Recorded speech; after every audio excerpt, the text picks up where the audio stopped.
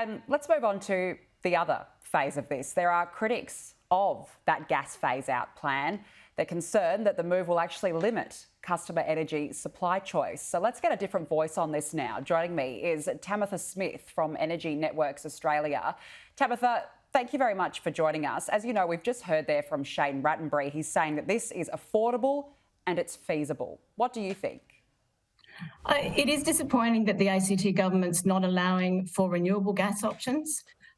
Throughout Australia, we are seeing states looking at renewable gas blending into distribution networks, which is a cheaper option longer term for customers, and it maintains that choice of energy supply and also diversity of energy supply, which is really important. So we've got a backup for when the wind isn't blowing and the sun isn't shining with our intermittent renewables.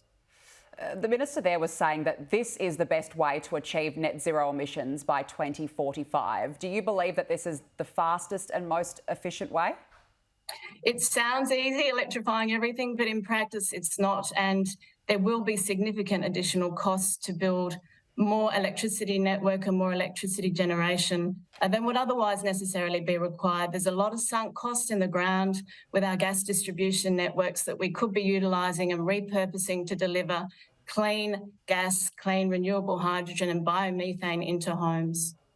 So what are your main concerns there by this plan? The government is very set on achieving this by 2045. What would you like to see happen? I think we would like to see more focus on repurposing existing gas networks to allow for decarbonised gas to be delivered to homes. It's important, as I've said, for diversity of energy supply, so customers have a choice of how they heat their homes and how they power their homes. So when we have long periods of cold and cloudy skies, when renewable electricity isn't generating, we can actually have a backup supply. It's also cheaper long term for customers because we're not having to build out so much of our electricity infrastructure. And have there been trials around the country about the benefits of providing renewable and carbon neutral gases?